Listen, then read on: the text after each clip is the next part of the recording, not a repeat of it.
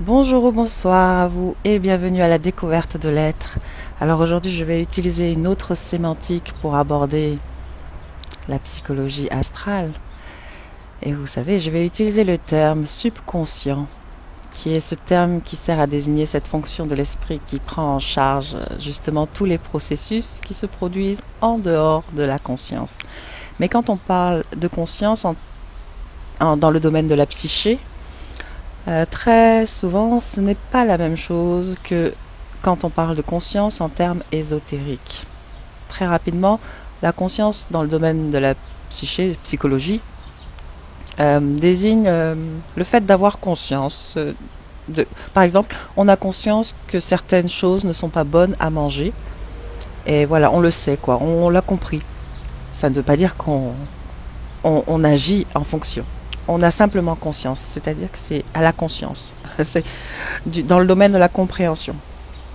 Quand on parle de conscience en termes ésotériques, on parle plutôt du fait d'avoir conscience, C'est-à-dire qu'on a conscience et c'est bien cellularisé et l'action est naturelle. L'action qui va avec, qui en découle, est naturelle, spontanée, facile.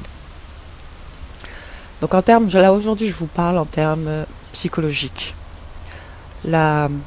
Donc nous avons la conscience, donc tout ce que l'on a compris, tout ce qui est arrivé à la conscience, dans le cerveau, dans notre petite partie de notre cerveau. Il y a tout ce qui est du subconscient.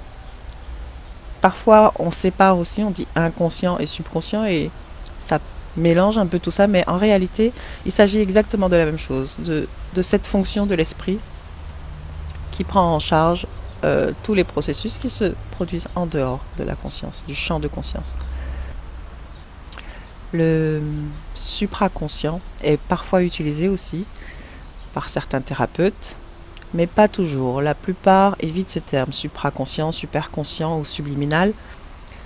Très peu de thérapeutes utilisent ce terme par manque de connaissances très souvent, ou par choix moins souvent. Donc dans les termes les plus stricts, eh bien l'esprit subconscient, donc c'est cette fonction de l'esprit qui va stocker les expériences passées, toutes les expériences passées, les apprentissages, les souvenirs, mais aussi les émotions et les croyances. Donc vous l'aurez compris, dans mon langage à moi, on parle de psychologie émotive et astrale, mémorielle, on parle de l'âme. Dans le jargon spirituel d'ailleurs, le terme utilisé pour désigner cette fonction, le subconscient, est âme. D'ailleurs, vous entendez souvent dire cette phrase « écoute ton cœur », qui fait référence à âme ou subconscient. Parce que justement, c'est là que c'est l'endroit où sont stockées toutes vos émotions. Écoute ton cœur, écoute ton âme. Et ça devrait vous donner une idée du fait que les émotions sont une clé pour accéder justement à l'âme.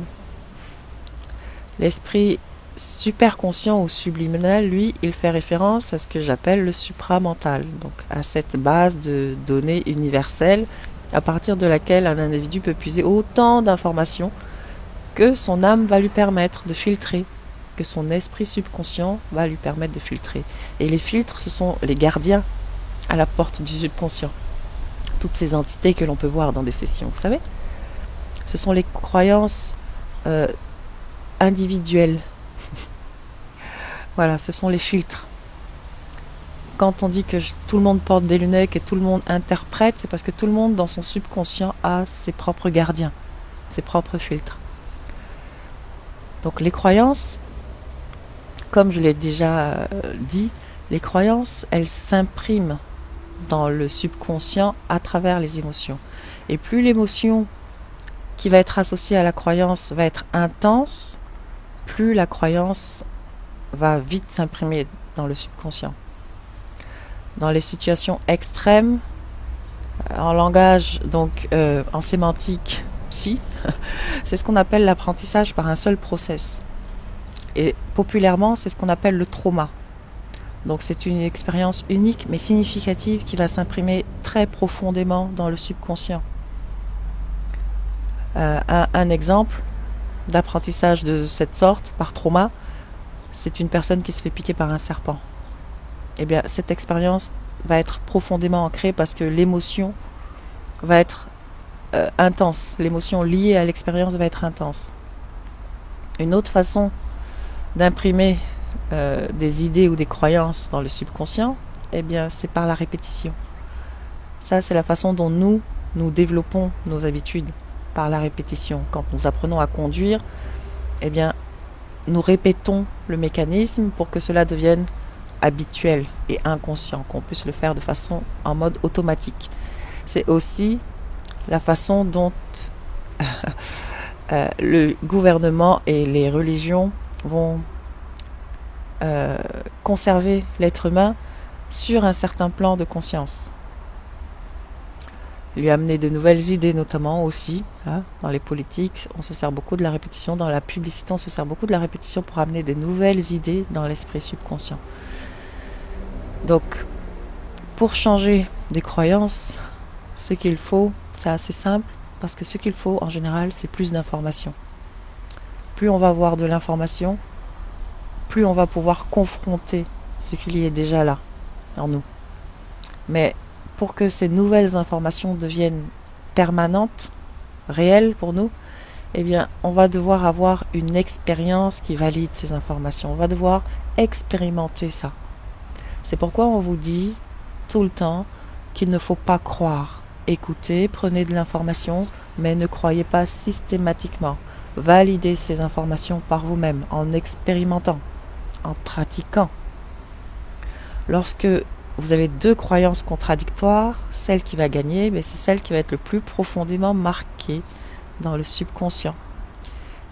Donc lorsque vous essayez de déraciner des croyances, de vous séparer de certaines croyances qui ne vous servent plus, qui vous limitent, eh bien ce qu'il est utile de faire, c'est de les mettre à jour d'abord. Il faut qu'elles soient d'abord dans la conscience. Il faut déjà en prendre conscience pour pouvoir les regarder, les examiner et les invalider avant de travailler à installer de nouvelles croyances qui vous seront plus utiles. L'avantage, le très grand avantage, c'est que l'homme peut apprendre toujours. Et il n'y a aucune impression sur le subconscient qui ne soit irréversible. Aucun programme qui ne soit déprogrammable. Aucune croyance qui ne soit irremplaçable. Donc ça, c'est un sérieux avantage, vous ne trouvez pas? Alors maintenant, à vous de jouer. Je vous souhaite une belle journée ou une belle soirée. À bientôt.